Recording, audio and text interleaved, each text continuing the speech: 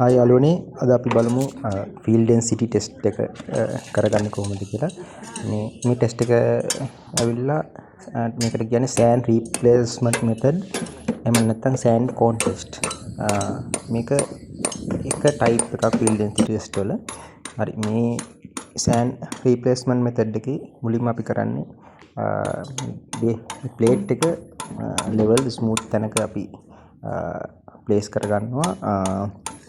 අපිට ඩෙන්සිටි එක හොයන්න තියෙන ඒරියා එකේ. ඊට පස්සේ අපි මේ ප්ලේට් එක වටේට එහෙම දුවන්න තියෙන හිර කරගන්න ඕනේ. ඒක අපි වටෙන් පින් 4-5ක් ගහලා ඒක ප්ලේස් කරගන්නවා. ඊට පස්සේ අපි මේ වල හාරන්න පටන් ගන්නවා. මේ වලේ ඩයමීටර් එක 150යි. ඊට පස්සේ අපි ගැඹුරත් 150ක් වෙන විදියට මේ බිත්ති ටික මේ වලේ බිත්ති හරි කෙලින් එන විදියට අපි 150ක් ගැඹුරට හාර ගන්නවා. ඊට පස්සේ අන්තිමට මෙන්න මේ විදියට බ්‍රෂ් එකෙන් මැදලා අන්තිම තියෙන පොඩි පාටිකල්ස් පවා එකතු කරගෙන ඒ ටිකත් අපි මේ භාජනයට දා ගන්නවා. පස් දාන භාජනයට ඔන්න ඔය විදියට. ඊට පස්සේ අපි මේකේ ඒ සොයිල් භාජනය අපි මැන ගන්න ඕනේ.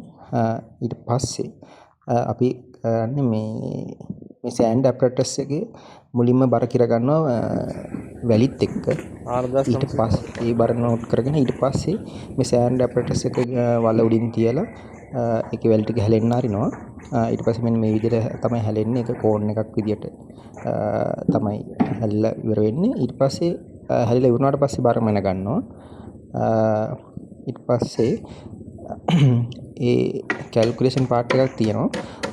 දැන් මේ අපි කරන්නේ සොයිල් සාම්පල් එකක් ගන්නවා පොඩි භාජනයකට.